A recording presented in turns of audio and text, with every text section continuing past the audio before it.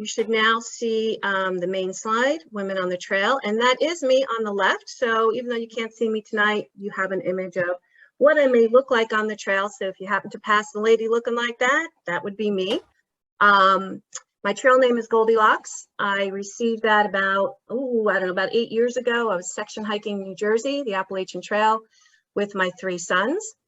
And at the time, my trail name was Venture Bear, which is a nod to my life in the Boy Scouts of America as a venturing leader. And that's my critter, the bear. And I introduced myself to a bunch of thru hikers as Venture Bear. And this one guy started laughing because, you know, I have these 3 tall, gangly boys behind me. And they started laughing. They said, no, you're Goldilocks and the 3 bears. So the name stuck. We love it. But don't ask my sons to identify with which of the 3 bears they are. It keeps changing. Also, I'm with the Warren County Front Royal Community Committee. I chair that committee, and we work under the Appalachian Trails Community Program to promote the Appalachian Trail in our community, along with other programs and whatnot. I lead a local women's hiking group and backpacking group, the Trail Tribe, and just this year started my own business as a professional guide, leading people into the backcountry to have all sorts of outdoor experiences. And very happy to report that we are now permitted by both the National Forest and Shenandoah National Park to lead these expeditions. So hopefully by the summer, we'll be able to extend the experience to everybody in the area. I thought we'd start tonight, after that introduction of myself, talking about women on the trail and where that kind of all got started.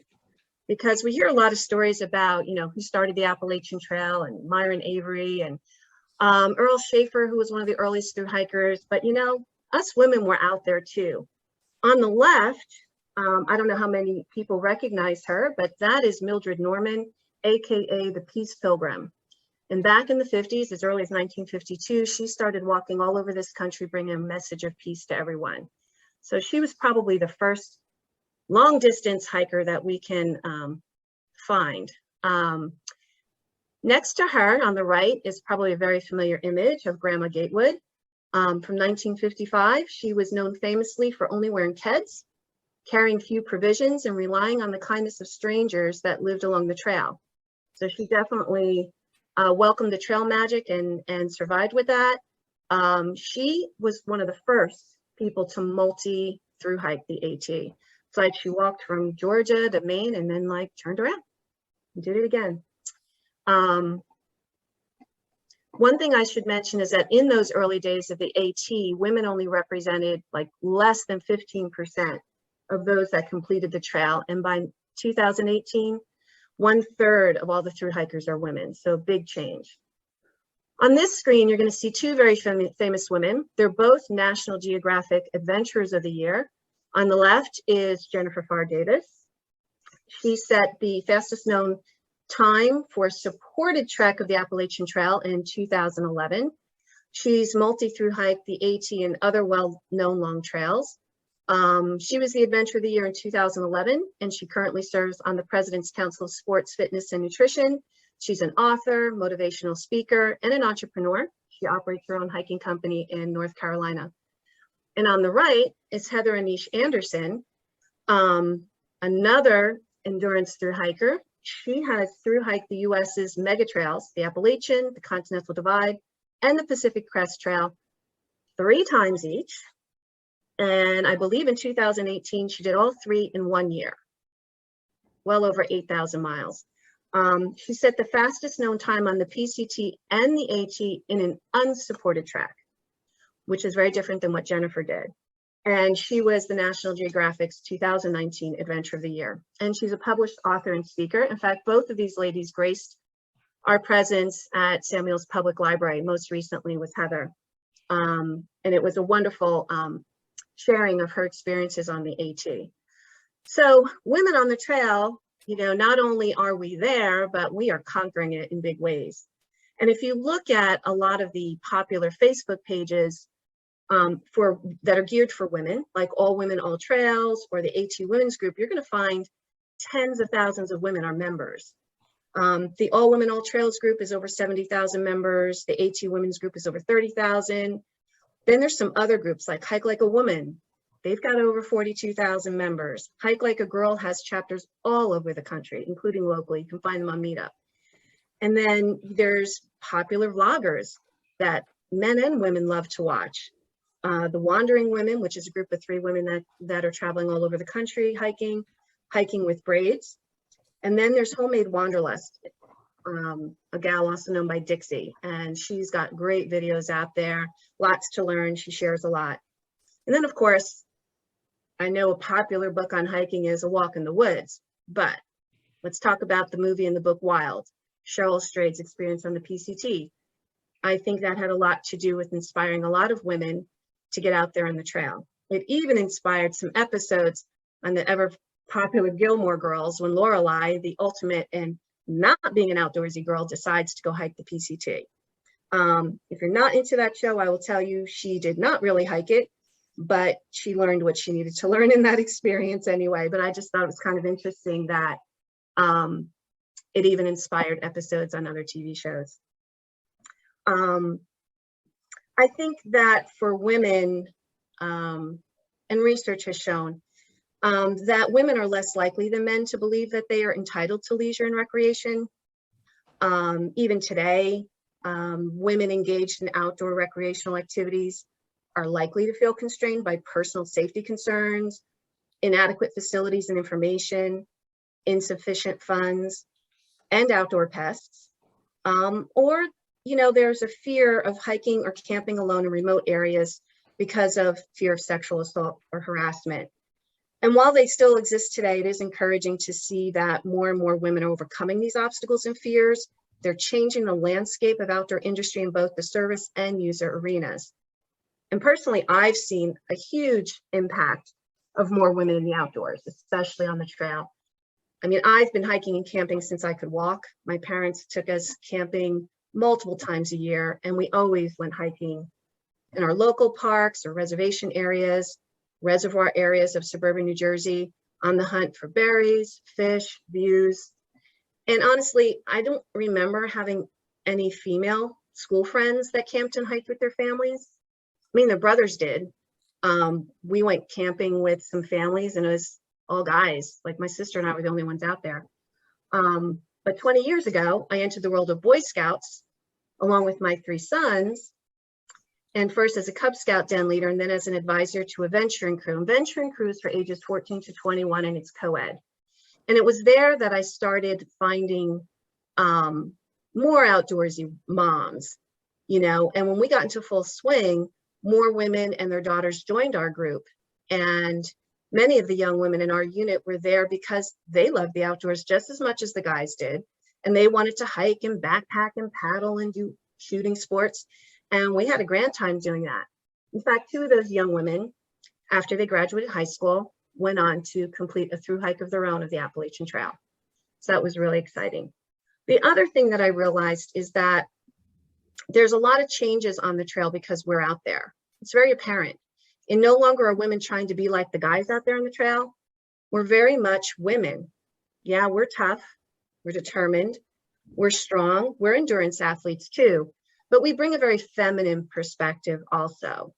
So there's nurturing, there's kindness, there's a strong sense of conservation of the outdoor spaces, great insight into a knowledge of the natural world. There's a lot of laughter and great food. I have to say the food I eat on trail is greatly improved with the association of my fellow trail sisters. All right, we're going to advance here a little bit and talk a little about why to hike. It's not cost prohibitive. Plenty of the trails have free access. You don't need fancy equipment or gear. We'll talk about what to wear in a little bit, but why to hike? Obviously, first and foremost, exercise. Going up and down those hills will get your heart pumping. It's a great cardio workout. And like most cardio exercises, it helps to reduce your risk of heart disease, stroke, high blood pressure, high cholesterol, and even some cancers. Hiking is also a weight-bearing exercise. You're going to carry a pack with the 10 essentials that we're going to talk about later. So it builds muscle mass and helps prevent osteoporosis. It can help manage your weight. It's joint-friendly form of exercise, so it can keep arthritis sufferers more limber and mobile. Being outside in the sunshine provides the body with vitamin D. It offers psychological benefits too, contributing to a feeling of relaxation and well-being. And then for mental health, you know, the exercise, the fresh air, social interaction, or just the solitude in nature increases endorphins and provides opportunity to clear the mind or work through whatever issues may have. And that goes right into number 3, healing. And healing can be so many different things, whether it's from a loss through death, divorce, illness, finances. Maybe it's helping with some sort of physical recovery. So it's a great place to do that, especially if you find a special trail, some special places on the trail. Maybe you like to sit along a stream and just have a place to kind of relax and contemplate things. Of course, it's number 4, social activity. You know, hike with a buddy or a group. Shared experiences and associated activities create strong bonds, a family, a friendship, and sisterhood. And then again, it's just a form of recreation, just something fun to do in the fresh air. And then, of course, that last achievement, we've seen what Jennifer Farr Davis and Heather Anderson have done. Of course, you know, they're tremendous endurance athletes. But for us, it could just be, well, we do complete a long trail, either in one trek or sections, or we get to the top of that mountain. We get to the bottom of that waterfall. We get to that geologic formation or some other destination that, you know, takes some effort, but we get there and we get to enjoy it. Or maybe there's another accomplishment. There are a lot of hiking challenges that you can find sponsored by a lot of different groups. There's the Shenandoah 500. So if you hike all of the 500 miles of trails in the Shenandoah National Park, you can earn a patch. I believe the PATC is doing a hiking challenge right now. There's so many different things that you can do if you are a type of person who likes to achieve and set goals for yourself. Also at this point, if you do have questions, please drop them in the chat box so we can answer them at the end. What to wear? Okay, so this is a personal thing, but I like to start with footwear. And the reason I say it's a personal thing is because some people like sturdy boots, some people like cross trainers or running shoes or things like that. Whatever you prefer, I suggest get a professional fitting, buy the best that you can afford, take care of your feet, and they will take care of you. The folks over at Mountain Trails do a great professional fitting. Now, of course, they only carry certain lines of shoes, and maybe none of them are what work for you. So you may have to go to like an REI or another store, but definitely get a professional fitting. Talk to them about what type of trails you're going to be on. How do your feet react? Do they swell when it's hot? You know, what different factors? Do you have a high arch, low arch? Do you have any special needs for your feet? And really talk it through with a professional to make sure you're getting the best for you that you can afford for your feet. The next thing is avoid cotton at all costs, because that just retains water and doesn't dry quickly and it can cause chafing and all sorts of things. So look for performance materials that are dry wicking and breathable. It might take a bit of experimentation to find what styles and materials work best for you. But, you know, in this category, you don't need to spend a lot of money. You can find good performance wear at Walmart that's comfortable, that's dry wicking and will work for you. I personally like actual hiking pants from Eddie Bauer. For some reason, those just happen to fit me really well and they're stretchy. I like them, they work. But you can find what works in your budget. Thankfully, manufacturers are starting to meet the needs of modern adventurous women. And I say starting to because I still want a pair of pants with lots of pockets. Haven't found them yet, but I'm still looking. And then when it's cooler weather, then there's other considerations in terms of what you should wear. And I'll talk a little bit about that later. But that's basically it. And here what I say with the cooler weather, I say layer. WISE is an acronym. It means wicking, insulation, shelter, and extra. But we'll talk more about that later. So I want to go right into safety concerns because I know from being on the different hiking groups that I belong to online that safety is probably one of the top things for us. So is it safe to hike alone as a woman? And my answer is absolutely. I do it all the time. However, for each woman, there is the consideration of, what do I need to do to feel safe? What precautions, if any, do I need to take to stay safe out on the trail? So some tips to consider is, you need to know your abilities and your limits. It's okay to push your limits, but be realistic. And especially if you're a beginner, to stick to popular trails in case you do have an emergency and need assistance. Plan and prepare. And this is probably the most important thing you'll do for any hike, is to plan and prepare ahead. Research the hike ahead of time using a variety of online resources, and use a map. And I'm going to show one to you in a moment. Check reviews. If it's an area you've never been to, if it's in a state park or a national park or even a county park, and if you're not sure, you're not finding enough information on their website, go ahead and call the ranger's office. You know, ask them your questions. Last year, I was planning a solo trip in the national forest, and it was, you know, pretty hot, and I was concerned about water sources. So I did call the rangers and say, hey, you know, what's the water looking like, you know, in that part of the forest? And they were pretty good in the information they were able to provide about the water sources over there. And I'm glad that I did that, because they thought one was running a little low, and actually when I got there, it wasn't running at all. So I already had an alternative source prepared in case if that happened. You know, get to know the terrain, the elevation gain, trail conditions, things like that. Check weather reports. And for the area that you're going to, that's extremely important, because what's happening here in Front Royal may not be what's happening over in the National Forest. It's on the other side of the mountain ridge. It may be a little further south. So it could be a very different forecast than what we have here.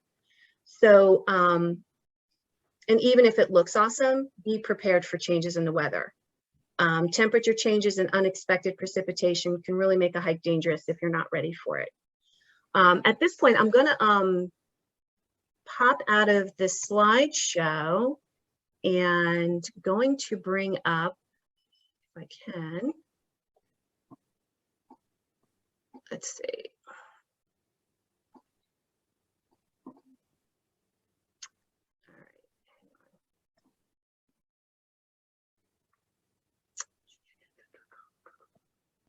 Fortunately, all right, I'm gonna stop the share for 1 second so I can pop this up, so I can then reshare it for you guys. All right.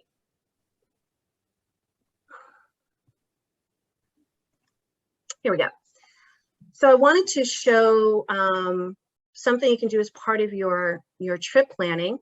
So this is from All Trails, which is a popular app that people use to both find trails and to get information about them. And there's a lot of really good information on this website. So I picked a trail that's close to here. It's one of my favorites. It's Compton Gap to Jenkins Gap. And as you can see here on the left, it describes the trail. In this particular hike, it's 5 miles out and back. And this, they're calling it generally an easy route, and what the average might be to complete it. And as you go further down here in the middle, they give you the length again and the elevation gain. And that's a pretty good piece of information to know. The type of route, again, out and back. They give you information about where it is there a cost involved in entering the park to access it? And there is, unless you have your annual pass. And then they also provide the forecast in that area. And then, and more importantly, coming down here are reviews.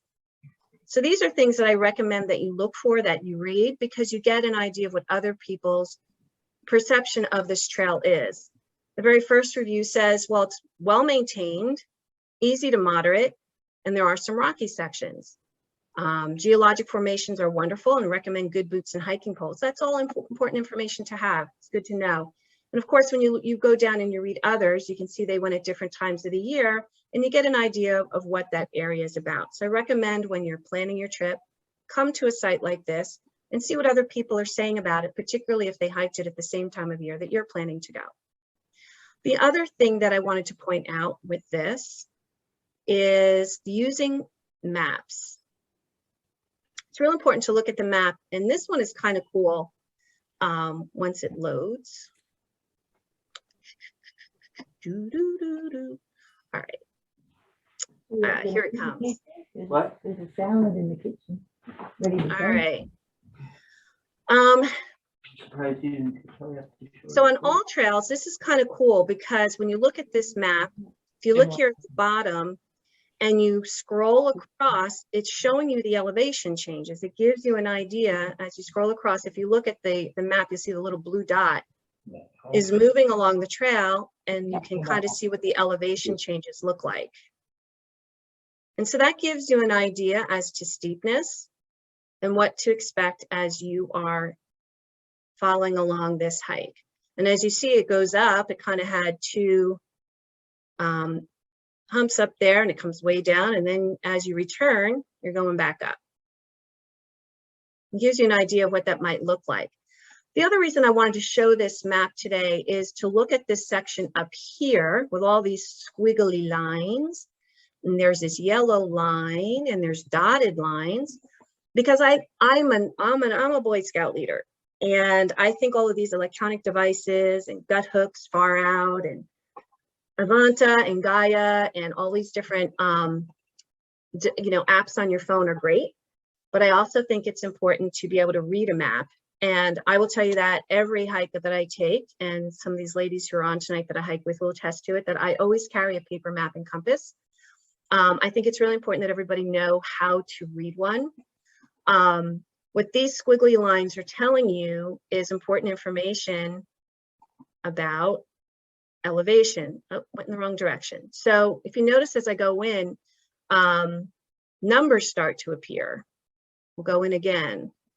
And more numbers are appearing all along these squiggly lines.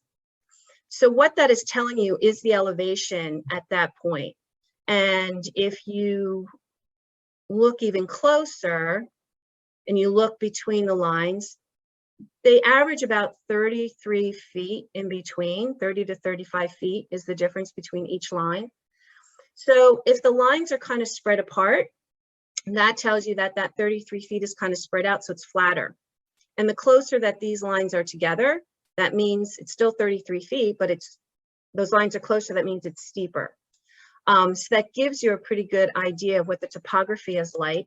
And here, obviously, it says it's Compton Peak, and you can tell by kind of these round circles that it's coming up in that cone shape, which is a mountain shape.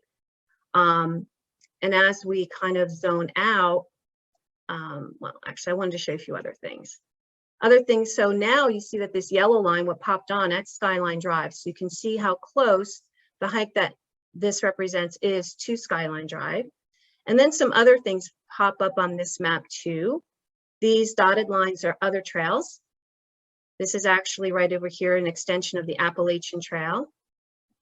And then this blue line represents water.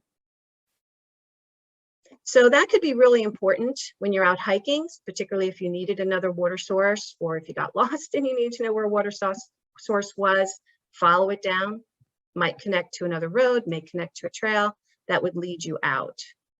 So it's all important information to look at. And as you can see, how this is going, well, there's water going down there, so that's probably kind of like a little gully or gorge. Gives you an idea of what the topography is like, what to expect when you're out there. All important when you're out hiking.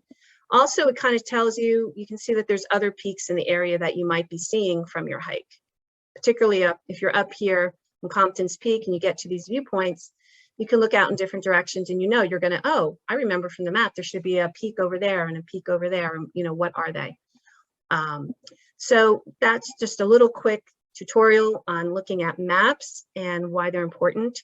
And maybe another day we will do a whole lesson on navigating just with map and compass. I think that would be kind of fun. All right. Let's go back to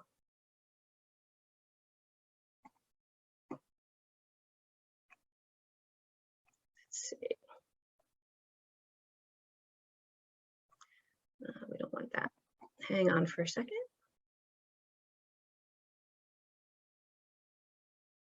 Here we go.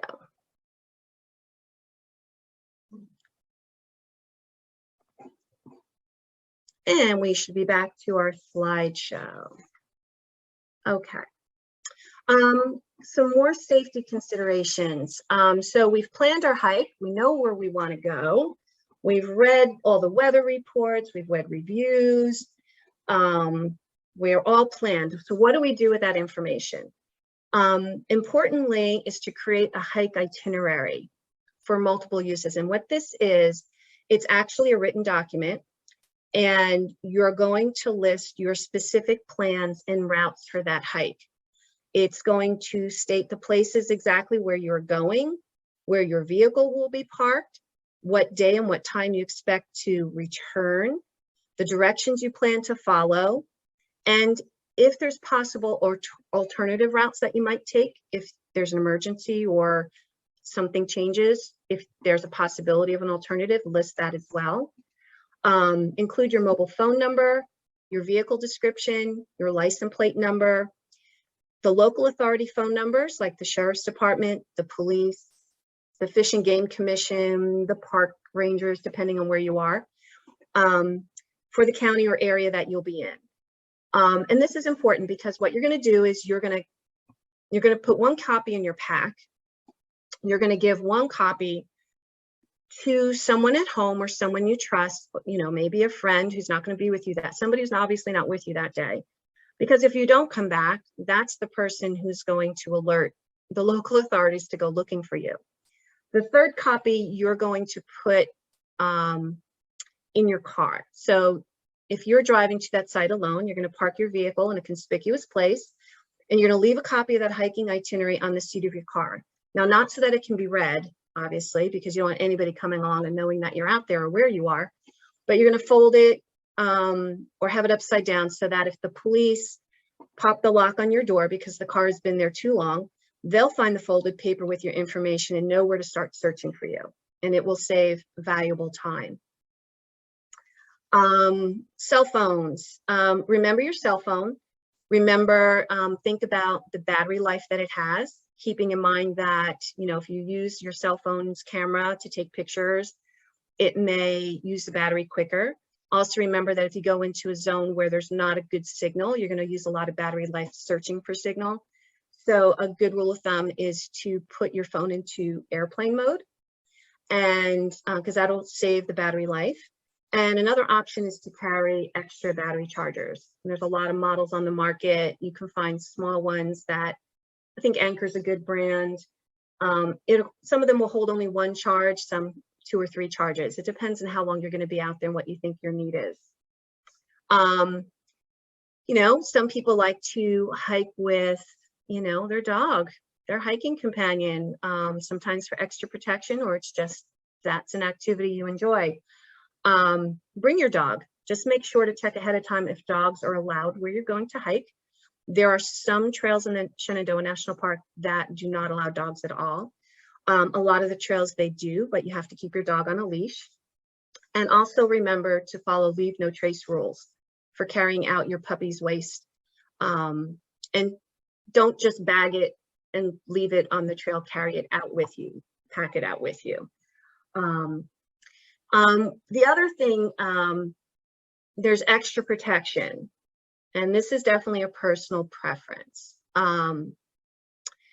So these could be a knife, it could be pepper spray, it could be gun, and I'm going to have somebody talk about that in a moment. Another idea is to take a personal defense class for women to learn some moves to disarm or stun an attacker if necessary. Most importantly is to trust your instinct. You know, if it says something is up, it probably is, so trust it. And I can tell you from personal experience that there have been a few times that I felt something was off, whether it was a fellow hiker or just the area. And, you know, I can't tell you what it was because I didn't hang around to find out. I just, you know, hightailed it out of there. You know, once that, you know, that internal alarm goes off, it's time to move in a different direction.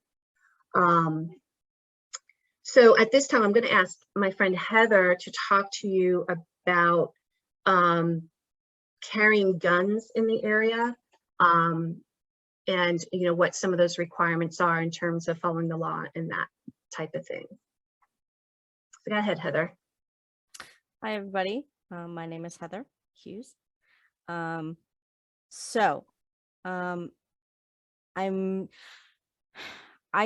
decided to bring this up because it is something that I have experienced. I am a person who hikes, and when I am hiking or backpacking, I do on occasion take my personal firearm with me. I think that most women probably won't feel it necessary. There are things you need to consider. The first and foremost is the fact that you need to have a concealed carry permit if you are going to conceal carry your weapon. Even if you keep it in your pack, you still need that permit, especially if you are going to be hiking anywhere outside of Virginia, especially in a state that reciprocates the permission. I think it's important for you to keep in mind that if you are going to choose to have a firearm with you when you're hiking, that you need to make sure that A, you keep it holstered or safely packed in your pack where it's not going to jiggle and then not accidentally go off. I have heard instances where that has happened. Another thing you need to keep into consideration is the weight of your weapon. Smaller, denser, larger calibers. I mean, it's an extra, can be anywhere from a pound to 3 pounds extra of weight you're carrying, and that may not be something that you really want to be lugging around. Third, and I think this is probably the most important, is knowing that if you are going to keep a weapon on you or in your pack when you are hiking or backpacking, you need to make sure that you actually know how to use that weapon. And you need to make sure that you find a range, whether it's local or, there's some nice ones in the Manassas and Fairfax area. You go and you practice shooting that weapon and making sure that you properly know how to load it, how to load the bullets, and you know how to keep it safe and proper handling techniques. In my opinion, it should be a very last resort. If something happens, you have that on you, but don't keep it on you and, be waving it about all the time. It's not something you want to advertise, because there are people, like Susan has explained, you'll get that feeling that something's not right. And the last thing you want is some crazy person coming after you because they see that you have a weapon. So like I said, personal choice. I do usually, if I am going to be going for a hike I'm not used to, or a new place that is going to be 5 miles or more, it's just a personal thing. But I am happy to talk to anybody afterwards, or give you my contact information if you want to speak more in private about the concept. And that's about everything I got. Great, thanks, Heather. Now, Heather and I do hike together a lot, and I'm on the other spectrum where I personally do not carry anything specific in terms of protection or extra protection for defense other than my scout knife, although that's not the primary reason why I carry it. I have learned some basic self-defense moves from my martial art expert brother-in-law and my sister. And I do trust my instincts. And I've learned to rely on the sounds and changes in nature to alert me to any potential dangers. But again, that's where my personal level of comfort is. In fact, I have more fear from, those pesky little ticks, because I am a Lyme sufferer, than I do of anything else. So when it comes to protection, it is something that I strongly recommend that women, really think through about what it is that will work for you. What do you need to do to feel safe, and what precautions do you need to take to reach that level of comfort and safety? Okay, so now we're going to go to, we'll talk about other safety concerns that has to do with wildlife. Bugs, bears, and snakes, oh my. We're going to start right there on the left. That is a copperhead. And yes, they are in our area. I've encountered them in the national forest and the national park. You know, just as with any wildlife, you know, other than the bugs, which we'll get to in a minute. Wildlife generally, they're more afraid of you than you are of them. But when it comes to snakes, I mean, I do recommend that, you know, get familiar with the types of snakes in the area. That's a copperhead. We have rattlers too, and black snakes, and, you know, other harmless snakes. It is helpful if you're able to determine if a snake is venomous or not. Just remember that most snakes are ectotherms, meaning they rely on external sources of heat to stay warm. So finding them lying across the trail in the early morning sun or evening is definitely possible. They don't like the hot heat of the midday sun. They will hide in shade. So be mindful of where you step or put your hands when rock scrambling. If you see a snake, leave it alone. Most snakes will flee when a predator approaches. But in the event that it coils into an S shape or shakes its rattle, just know that it's telling you it's scared. So that's a good sign that you should just back up out of its strike zone and find a clear path around it. Okay. If you do get bitten, there's a couple of myths we kind of need to dispel here. Don't make a tourniquet, because that can cause nerve damage to the limb from reducing blood flow. Do not try to suck out the venom. It doesn't work. And all you're doing is putting the venom into a different part of your body. Do not cut yourself at the bite site to increase blood flow. This also doesn't work. So what to do instead, if you can see the snake, be sure to back away from it so you don't get bit again. If you can identify the species, great. If you can't, you know, take note of any, you know, notable markings so that you can assist with the medical care so they can help identify what it is. Try to take note of the, stay calm so that you can do these things. You know, take note of the time of the bite. If you can stay calm, that keeps your heart rate down, so it slows the spread of the venom. And of course, this is where it gets a little tricky. You know, try to return to your vehicle quickly but calmly and get to the nearest hospital. Call ahead if you can to let them know that you were bit. Do they have anti-venom available? You know, you think it was a venomous snake, that sort of thing. And while it's scary and painful, I mean, the chances of it being fatal are pretty low, but it's always good to be prepared. Mostly with snakes, like I said, I've seen plenty of them. They're just sunning, stay away from them. When we come upon them on the trail, sometimes they are in the middle of the trail. They have alerted us. The rattlers are pretty good at alerting us so we can step back. And the others I've just seen slither away so quickly, we didn't even know what it was, but you could see the movement. So all good experiences, mostly there. I think mostly coming across the snake is more, kind of rattles you a little bit more than it rattles them. Here in the middle of the screen, you see a tick, and we see a bug, a caterpillar. So let's talk a little bit about tick and insect prevention.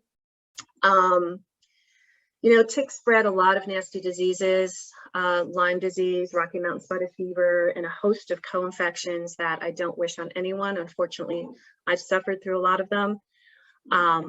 What I have learned, and I'll share with you, is prevention is the best course of action that you can take.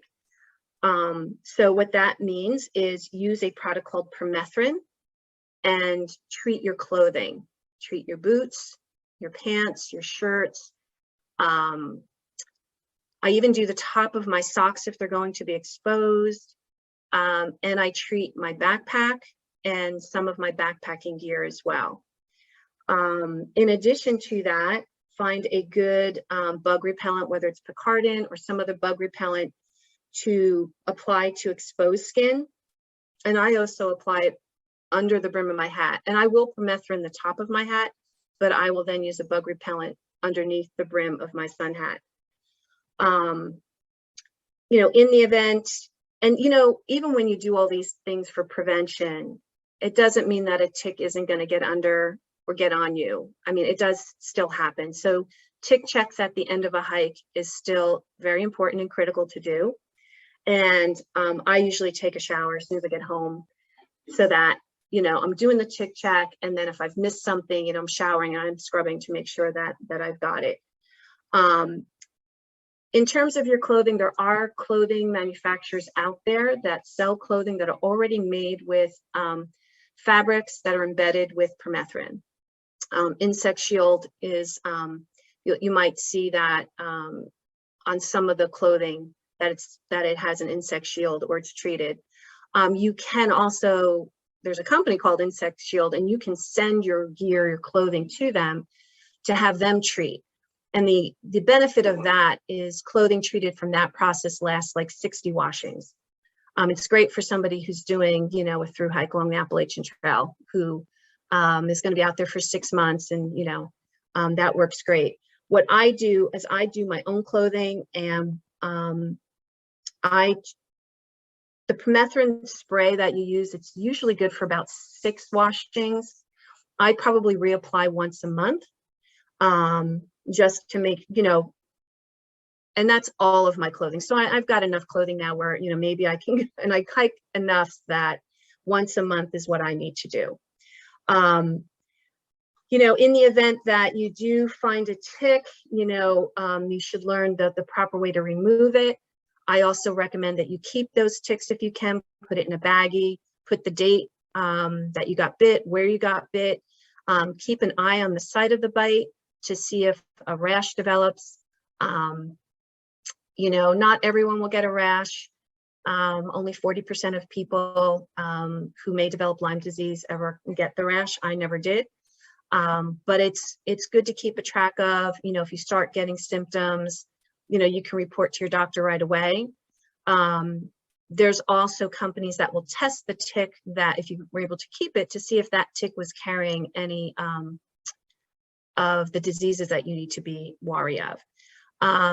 You know, I know that some guidelines say that the tick has to be attached for a certain period of time for it to actually, you know, impact you. I say just be cautious. There have been people who've been infected, you know, less than, you know, what the guidelines indicate. But prevention is a great way to be careful of that, and to prevent Lyme disease. Also, like this picture of this little caterpillar that I put there, the reason I put it there, they're cute, they're fuzzy.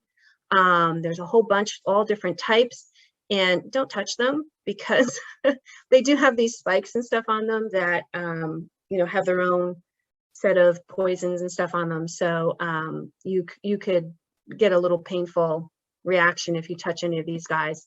So I always like to point out they're cute, really cool to photograph, but stay clear of those guys. And sometimes you'll see them on their webs kind of hanging down and stuff, or climbing up tree trunks. So next thing I wanted to do, we'll see if I can pull it up, is talk about bears, because I know that's something that comes up a lot too. And so I want to share a video with you. And this is actually an encounter that a group of us had in Shenandoah National Park. We were backpacking along Jeremy's Run, which, if you haven't done, even if you can do it as a day hike, it's amazing. There's a lot of water crossings. It's great in the summer because there's swimming pools and rock slides and all sorts of things to experience. But here you see here's mommy, and here's a baby bear here. There's also its twin back up here. Now, to be honest, I didn't even see it. Yeah. We do not see the video. You don't see it? Oh, no, ma'am. Sorry. All right, let me try this again. I am so sorry. Oh, I know what I need to do. Okay. Sorry, guys. Thank you for That's that, okay. Heather. No problem.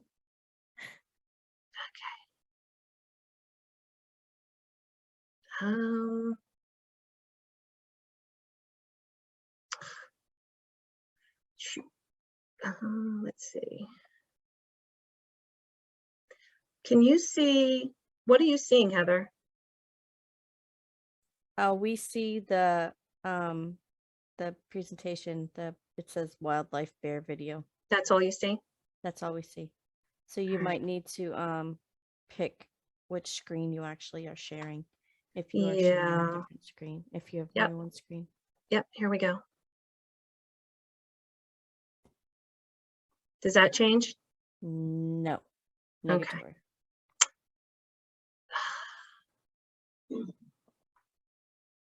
Okay. All right, I'm gonna stop the share for a moment. And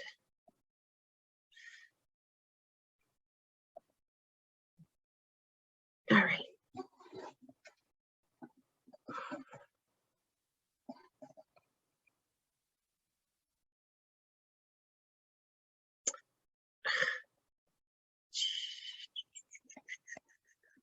Wow, it worked great before. Hang on. There we go. You got it now? Yes. Everyone can see the bears now?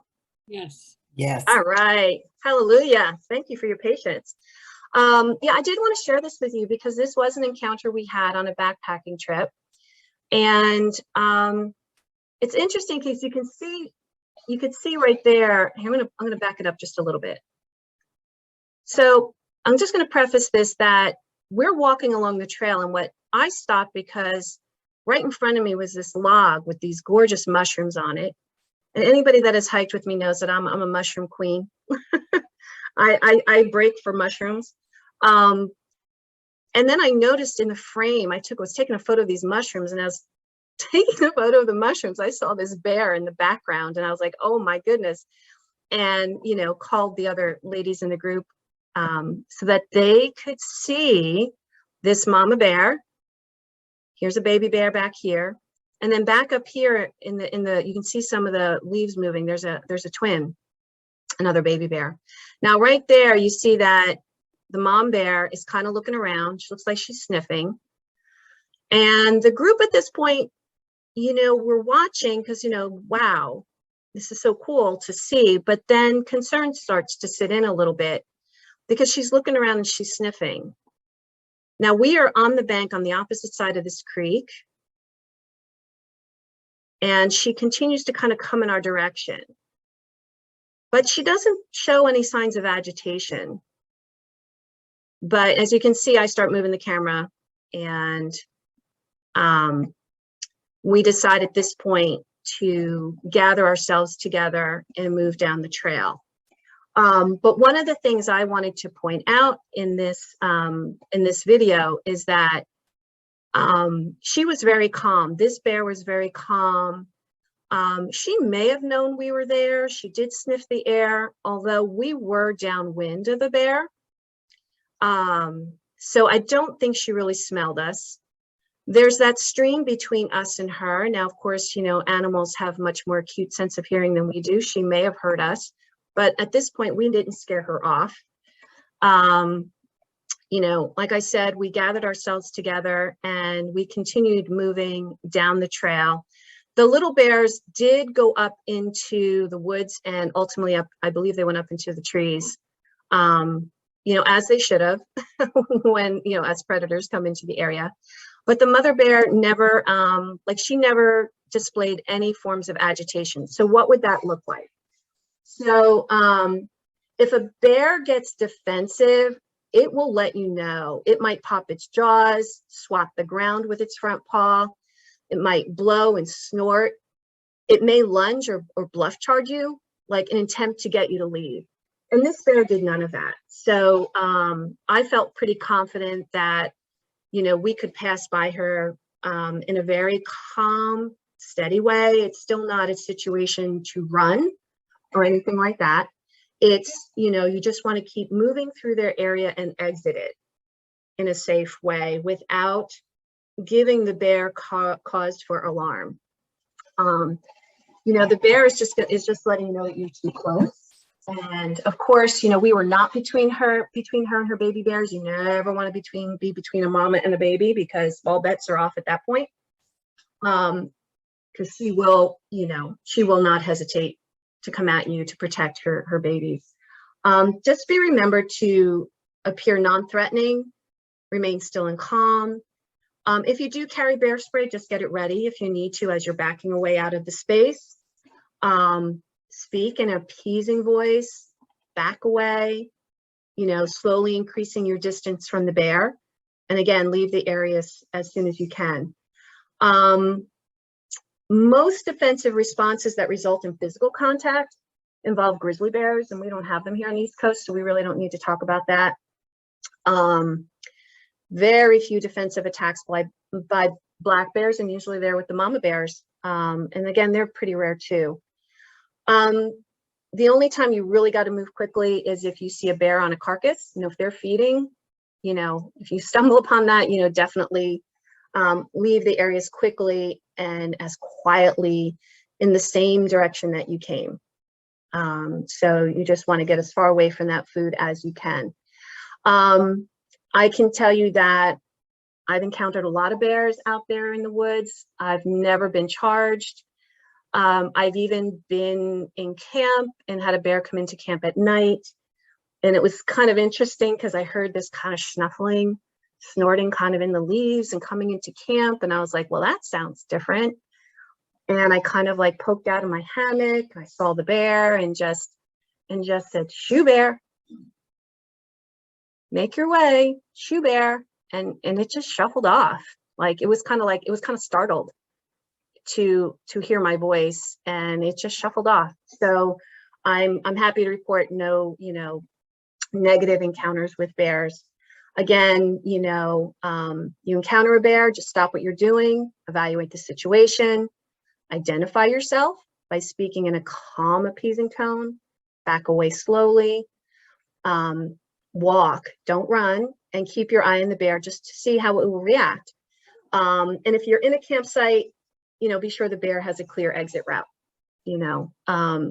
So those are just some safety things with wildlife. And we are going to exit this video and see if we can get the slideshow back up. Okay, I see. Yeah, I think I got the hang of it now. There we go. Okay, so again, under safety would come also packing the 10 essentials. And the 10 essentials are things that you should have on hand to get you through your hike. If there's a, you know, to keep you safe, if there's an emergency, you'll have it on you. And these 10, and you'll need a backpack, of course, a day pack of some sort to carry all these items. So that, again, is a personal piece of gear that, you know, you can research and find one that suits you appropriately. So you need a pack that's going to carry your navigation items, whether that's your smartphone, a GPS device like an in-Garmin Reach or a Spot device, something like that. And of course, you know, your battery-free backup, you know, a map and compass. Sun protection, you need that year-round. Yep, you do need that in the winter because, you know, sunlight reflects off the snow. So, you know, carry your sunblock or sunglasses, whatever you need. Insulation, and that's, you know, think layers. You know, if you get caught out there, the temperature, especially up in the mountain, the temperatures will get lower in the evening. So, you know, carry a fleece or some sort of jacket, and in the winter, carry extra gloves or socks, an extra hat in the winter. And this is where you think about that WISE, W-I-S-E acronym, W for wicking, I for insulation, which would be your fleece, S for shelter, which could be like a rain jacket, and E is extra, an extra layer that you carry with you. Just things to think about different times of the year, what you might need in case, you know, you get stuck out there overnight. The next item is illumination. And these days there are so many options in LEDs, rechargeable headlamps, lanterns. Just, you know, pick the one that's most versatile for the type of backcountry travel that you do. I keep just a cheap headlamp in my backpack at all times. Will also say, make sure you check your batteries on a regular basis to make sure that they're still good. The next thing is first aid. And in this, you know, build a first aid kit based on your need. And, you know, some things that should be in all first aid kits, you know, stuff for blisters, Band-Aids, wipes to clean if you happen to fall and get a scrape so you can clean the wound. Include insect repellent, include anti-itch cream if you get bit by a bug and you don't want to be scratching it. Benadryl in case you do get bit by a bug and you might have an allergic reaction. You know, think about those types of things that you might need out there and how to use them. And I would recommend, you know, taking a basic first aid CPR class. And if you're really going to spend any time in the backcountry, include a wilderness first aid training, because that training is very helpful in assessing a situation that might happen in the backcountry and deciding, like, do you have to go fast and get this person out, or do you need to go slow? And if you have to wait for emergency personnel to get to you, what do you need to do to keep that patient alive or safe, or how do you treat until those people arrive, until they can transport the victim out of the backcountry? So it's very worthwhile training. So if you can get it, I highly recommend it. The other thing that you should consider in your first aid kit are things like extra electrolytes, particularly in the heat of summer. And I also bring them in the winter. I basically have extra electrolytes all year round, especially in the summer, because you are going to deplete yourself very quickly with all the sweat. And drinking a lot of water may not be enough. So replacing electrolytes is important. The other thing is, if you take any prescribed medications and supplements, take what you need for during the hike. And then I always carry another full day set, because again, if something happens and I'm caught out there, I have what I need until I'm rescued. So, you know, those are things, you know, from a first aid perspective to consider. You know, think about your own personal needs. If you do have, you know, allergies that require an EpiPen and things like that, you know, be sure that you're carrying those. And if you are hiking with a group, you know, check with people in the group. Hopefully there's somebody you trust and you can share that information with, so that if you need to deploy those types of items, you know, you can, or you have somebody in the group that can help you with that. Item 6, fire. You know, a lighter is small and light.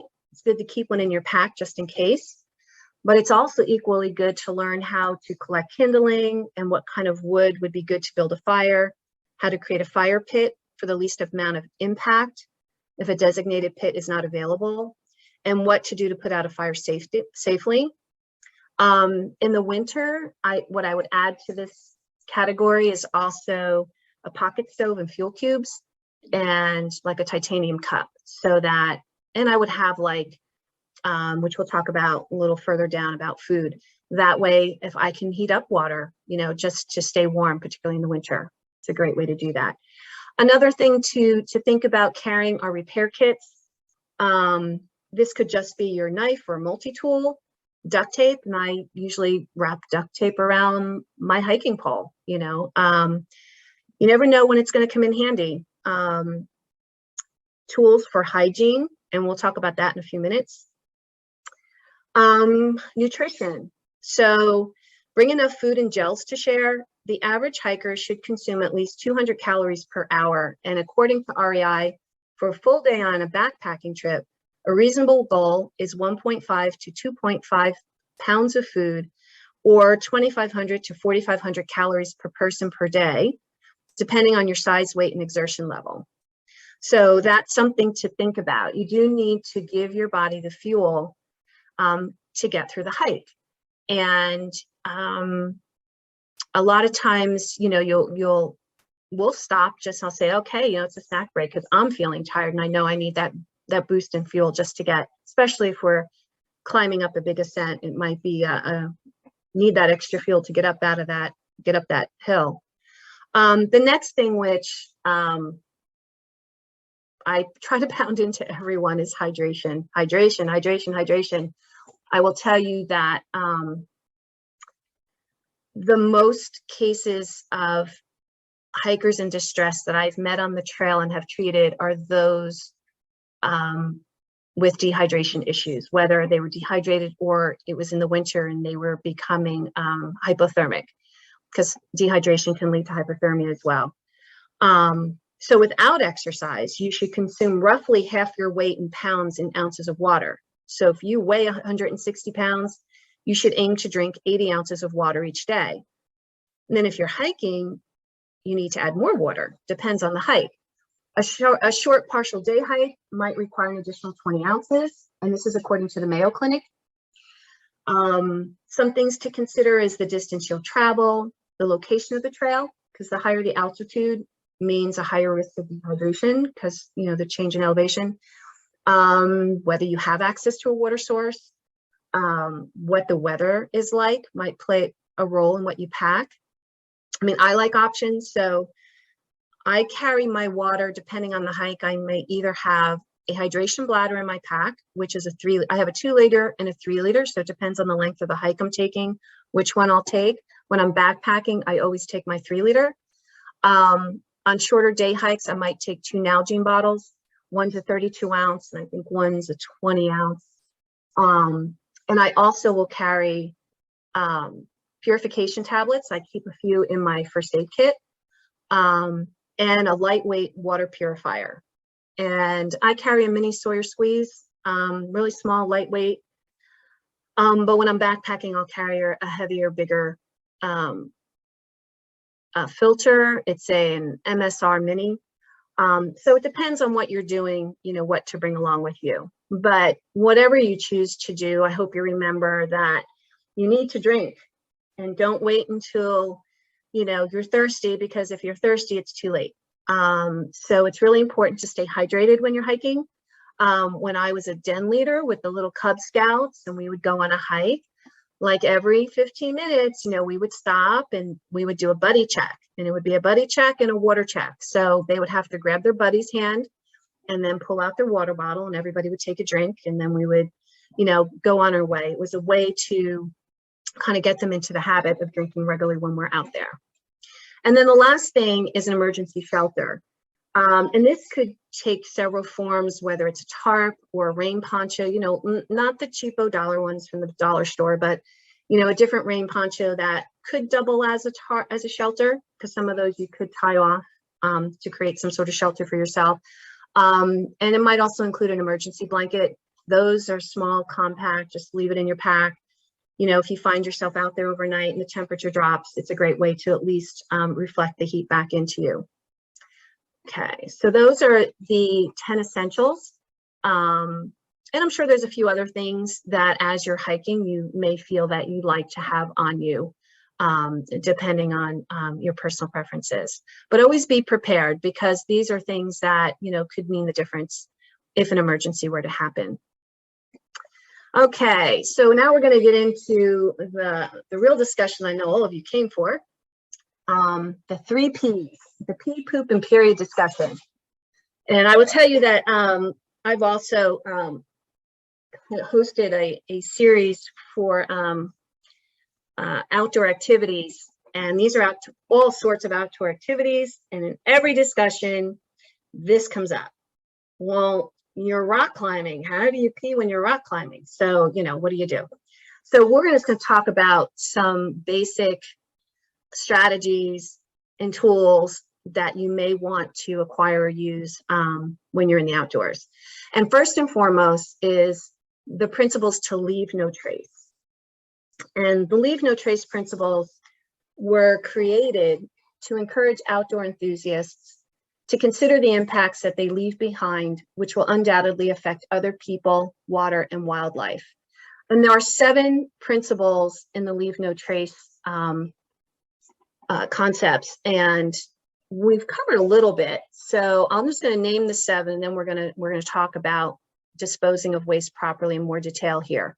So the 7 principles are: plan ahead and prepare, which we talked about; camp and travel on durable surfaces; leave what you find; take only pictures; minimize campfire impacts; respect wildlife; be considerate to other visitors; and then what we're going to cover now is dispose of waste properly. It's really important to follow these principles in order to keep our impacts on nature as small as possible. And so key points for leaving no trace when it comes to human waste are as follows: pack it in, pack it out.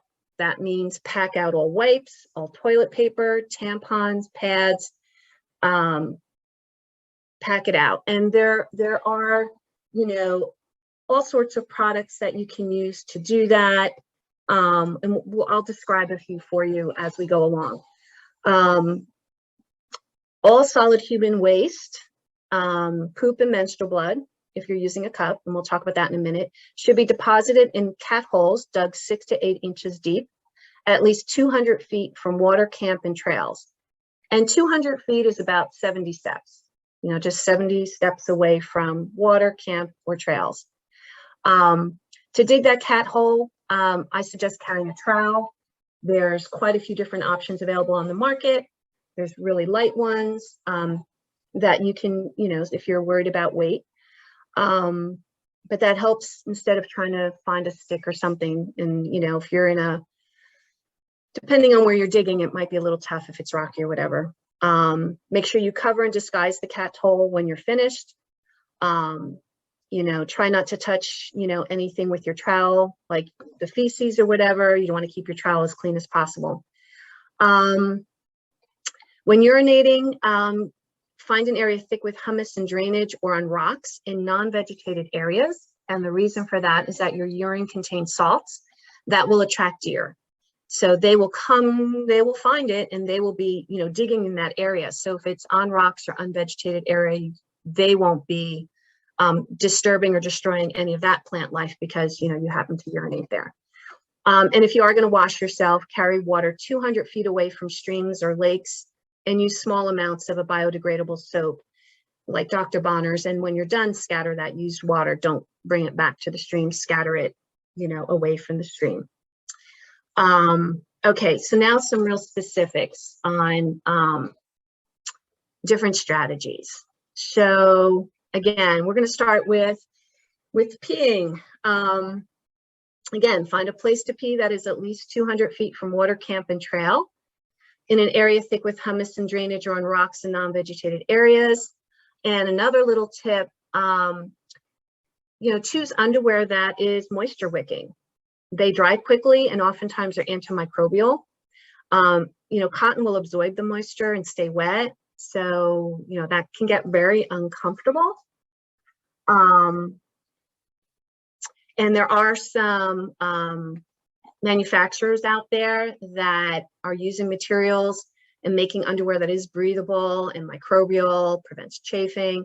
My favorite currently is the Ex Officio brand.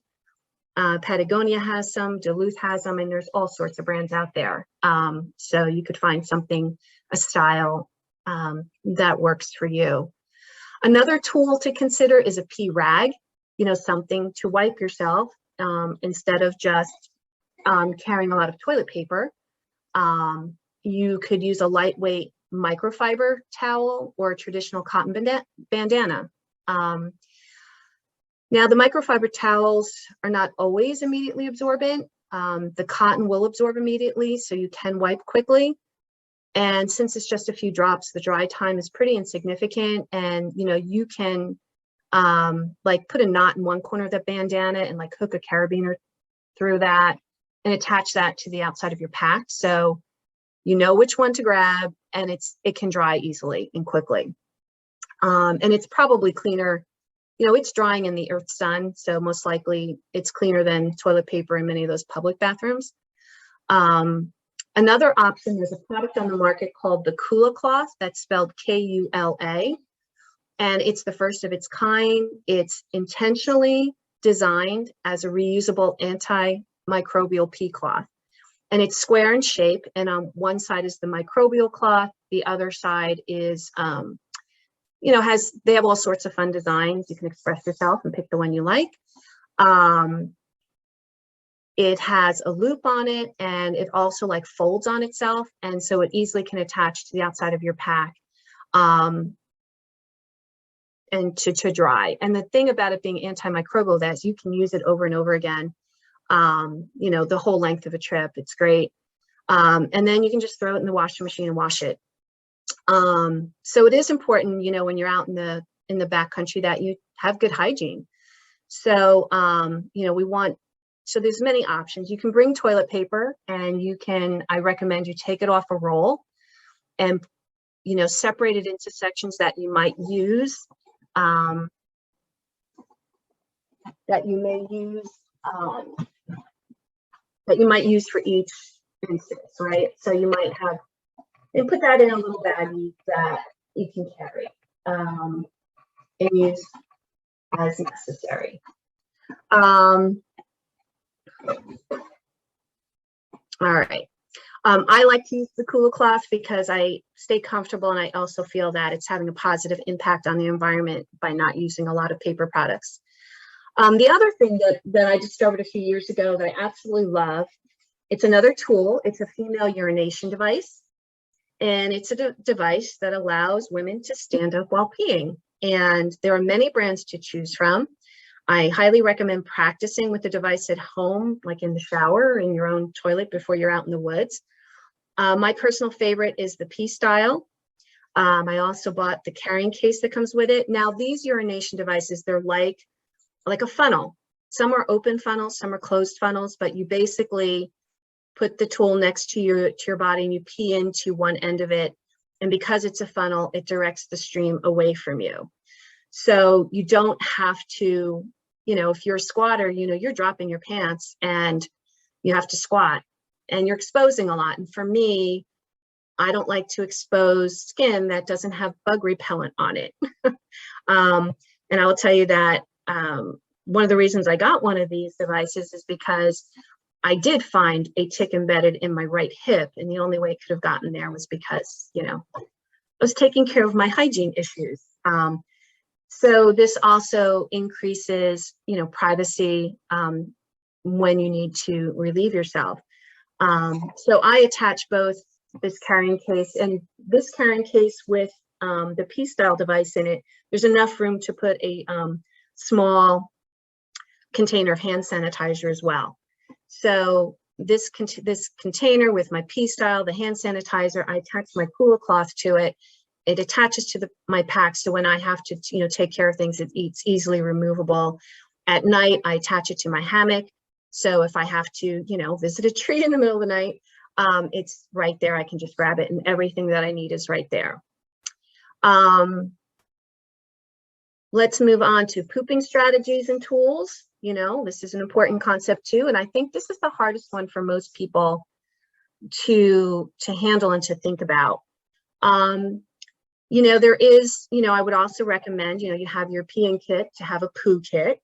You know, have a waterproof bag to carry all your supplies, a Ziploc bag to dispose of toilet paper and wipes, to carry your trowel, you know, biodegradable soap if you're going to wash your hands, if you don't have hand sanitizer or something like that.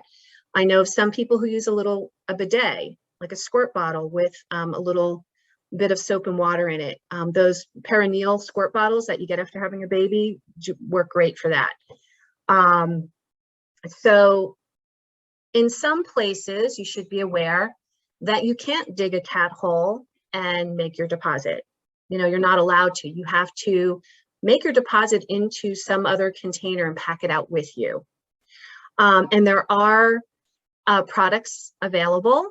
One such item is called the Biffy bag, and it's a bag that it has some chemicals in it so that when you make your deposit, it gels it. So when you have to follow that method, those things must be carried out with you. And you can and anything that you pack out, You could take just like a gallon Ziploc bag, find like some colorful tape of sorts, you know, the packing tape or different colored duct tape, and tape the whole outside of it so that you can't see what's inside. And you can even line it with aluminum foil and stuff too. And then, you know, you take your used item, whatever it is, put it in a, you know, put it in a baggie, or just put it right into this Ziploc bag that you've, you know, decorated with some sort of decorative tape. And then you know exactly what it is. You won't mistake it for anything else. And, you know, when you get home, then everything is in it and you can dispose of that properly. So some strategies when you actually have to make a deposit. So one is using a tree for balance. You can hold on to the tree, and if you're, you know, you've dug your cat hole and you've got to position yourself right. But, you know, let's be honest, we have to squat. We don't know how long we have to stay squatted. So you could hold on to a tree for balance. Another idea is the log throne, which is a personal favorite of mine. So you can sit on or lean against a log while taking care of business. Now, what I do is I find an area that would be appropriate, where there's a log where it would be appropriate, and I dig a cat hole on one side, and I will put down a bandana that I can sit on, but I'm kind of hanging over the edge there, and I'm, you know, pretty far over so that I can make the deposit in the hole as appropriate. You know, your butt's hanging over, but, you know, like I said, you know, it might be easier than on your knees than having to squat. And then make sure that when you're finished, of course, you fill in the cat hole, cover it with leaves and other debris so it doesn't look like the area has been disturbed at all. So nobody will know what's happened there. Okay, period management and tools. So some pros and cons for tampons.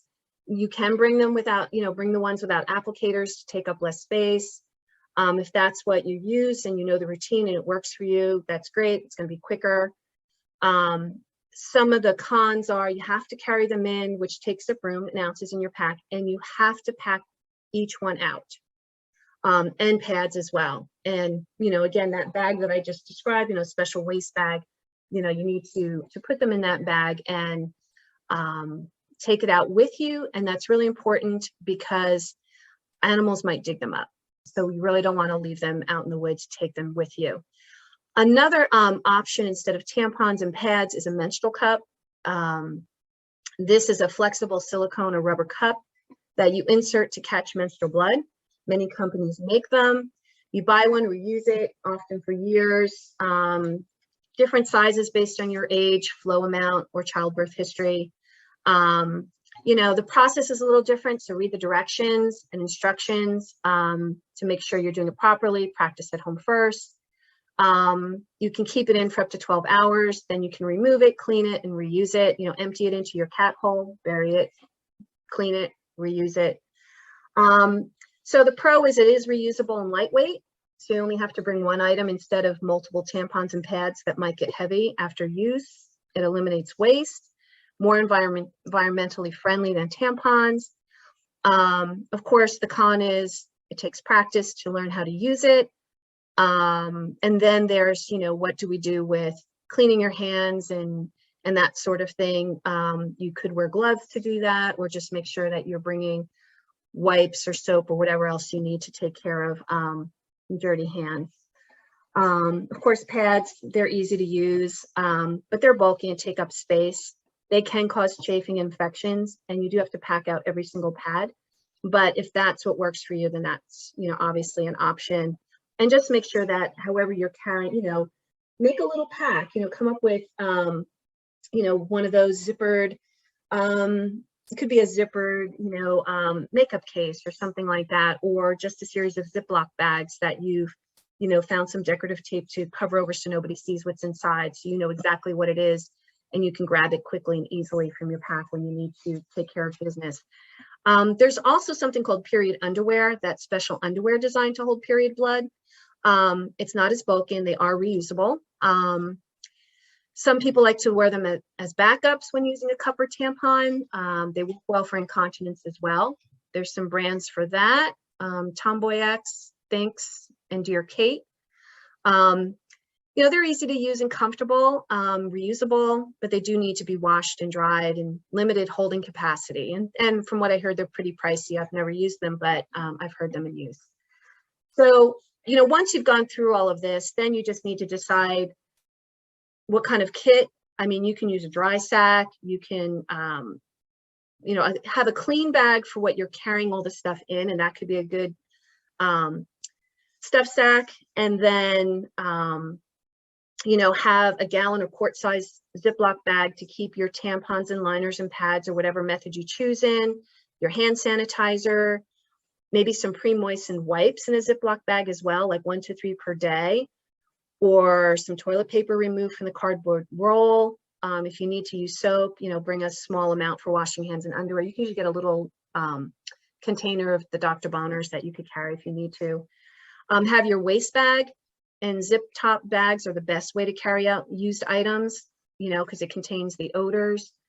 You know, you might want to bring like the snack or sandwich size Ziploc bags to put the used items in and then put it into a bigger bag. That helps reduce the odor even more. Doggy bags are another good option to use, because you could put it in the doggy bag, put that into a Ziploc, and then put it into your waste bag. That really helps with odor control. You could also include a dry tea bag or ground coffee in your waste bag, just to kind of help with the odor. All of these items as well will go up in your bear bag at night if you're backpacking, just to note that. Okay, so just some other, if you are going to wash your body in the outdoors, again, don't do it in a stream. Just take some water or you know, away from a stream, you know, wipe yourself down and scatter the water, but it's not, from a leave no trace principle, you don't wash or anything in a stream or a lake or anything like that. Same with clothing. If you're gonna need to wash clothing or whatever, you know, if you're on a backpacking trip, well, that's, you know, other considerations and should be done away from a stream, not in the stream. It should be done separately. Just some tips there. I personally like the Dude's shower wipes. They are these big wipes. They're really tough. And one of them will wipe down my body when it's really sweaty and feel very refreshed after doing something like that. They're made for guys, but ladies, here's one time when a guy's gear really is great. We're coming to the end here, but I wanted to share some other ideas just to increase your hiking enjoyment, increase your knowledge. Field guides are a great way to learn about trees, wildflowers, mushrooms, butterflies, birds. There's, you know, edible plants. There's so many different guides. You know, choose one that interests you, and you know what? Keep it in the bathroom. We all spend time in there too. You know, take a few minutes and, you know, maybe read about something while you have time to kill, and you know, make use of that time.